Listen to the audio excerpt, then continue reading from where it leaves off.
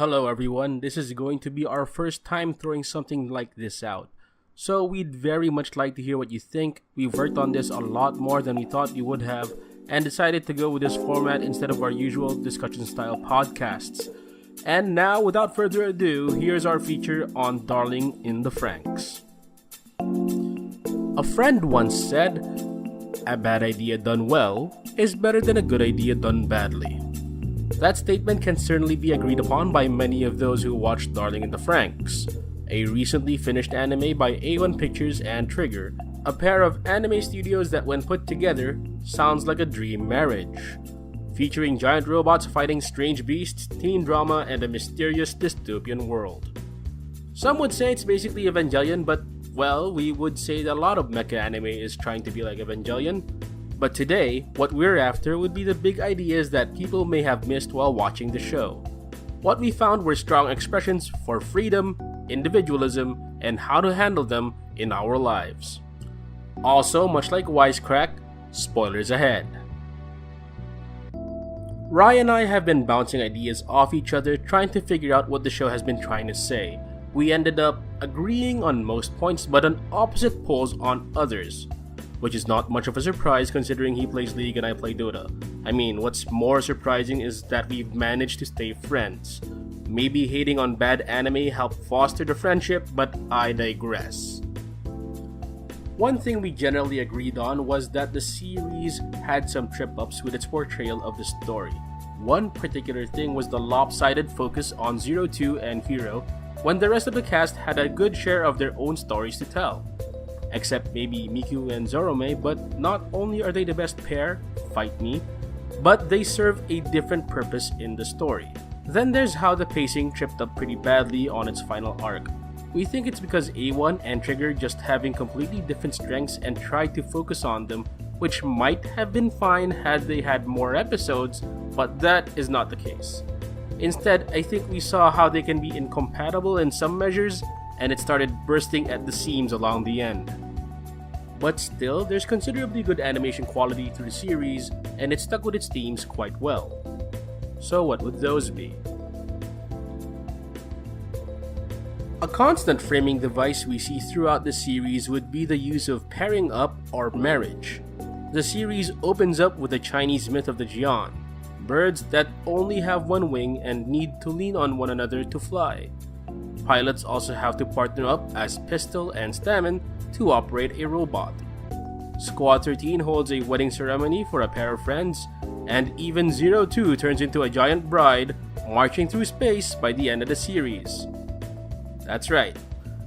Why is there a strong focus on this concept? Are they trying to tell us we should all get married and make babies? Probably not. We think there's a more fundamental take on the concept of individualism, freedom, and how that can be a basis of a lasting society.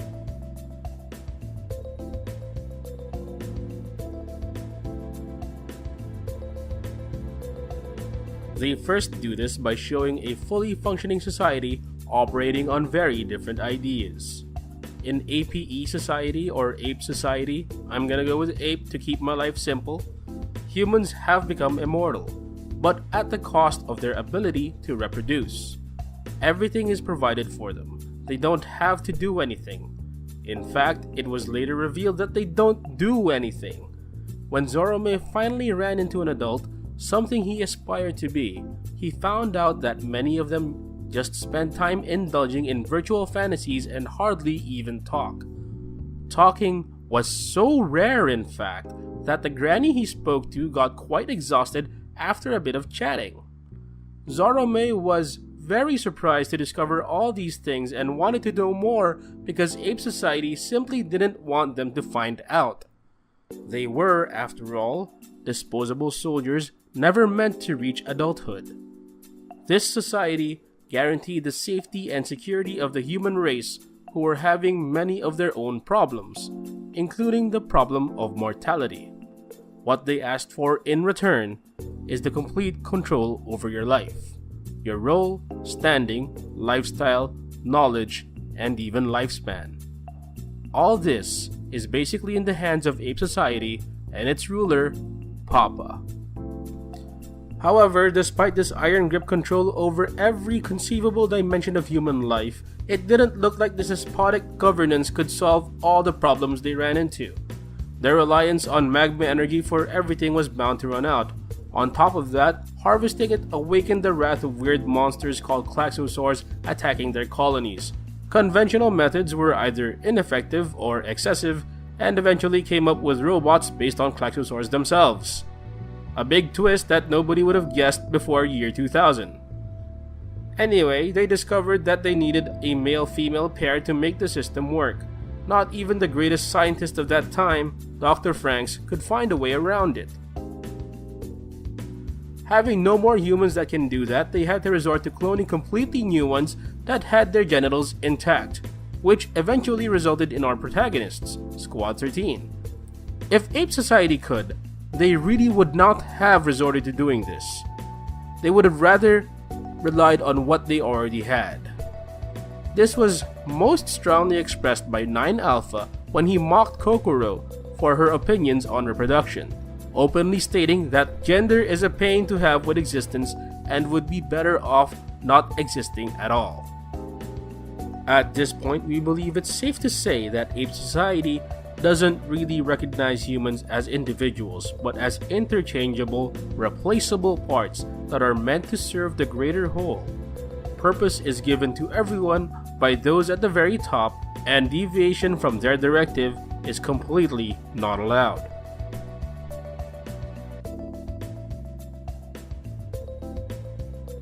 However, Dr. FRANXX wanted to make an experiment that allowed Hiro, Ichigo, Goro, and the rest of Squad 13 to be more independent by making the system that controlled them be more lenient with handling their behavior. I mean, they even had their own customized robots, my favorite being Kokoro's because of the gun lance thing, and that is by no means influenced by my Monster Hunter addiction lately. Not at all. Anyway, without being told or against the wishes of authority, Squad 13 had created names for themselves adapted from their numerical codes. Mitsuru and Ikuno developed feelings for people not prescribed by their society, and even 02 managed to recall her darling, continuing to pursue him even when Ape Society wiped their memories.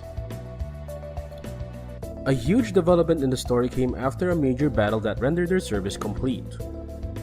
They were awarded medals and then basically abandoned after.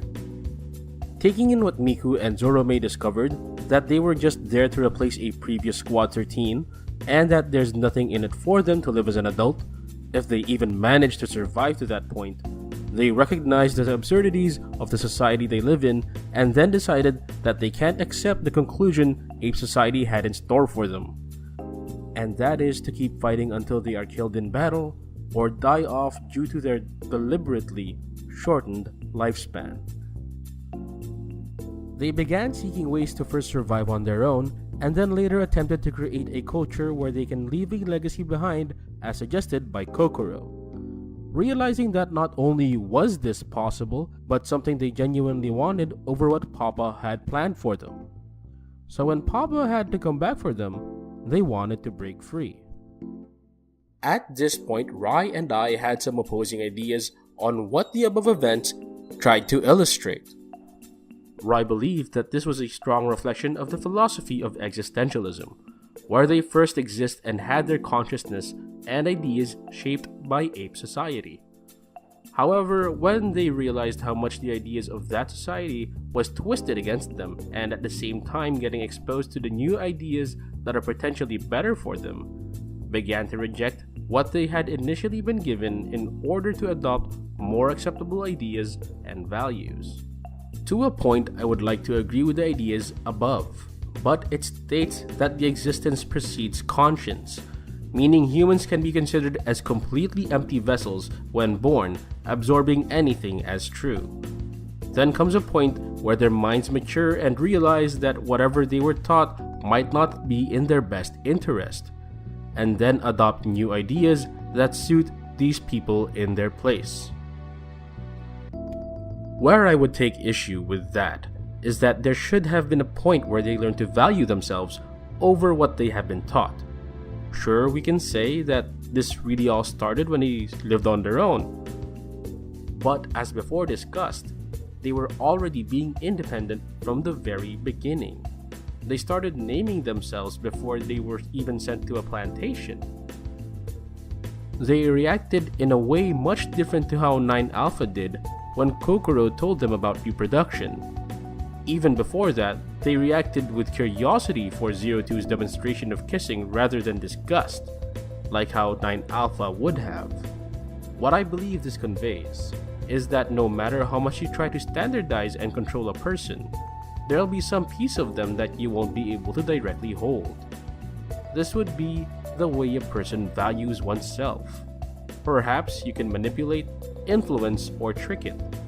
But in the end, a person continues to carry a will of its own. If you violate or don't recognize it, a conflict between you and that individual will eventually follow, much like how it played out in the anime. The series presented different outcomes for the set of stories happening within Squad 13, which, when compared to each other, appear to be resonating the same theme. Though perhaps an exception might be Zorome and Miku, I can't seem to draw much from them as they didn't have much of a conclusion to their story either. It was more like they played out being the audience surrogate. They journey with the audience, making the major discoveries that alter everyone's perception of the world they live in, so perhaps their stories had already concluded by that point, where they simply continued to watch over everyone else.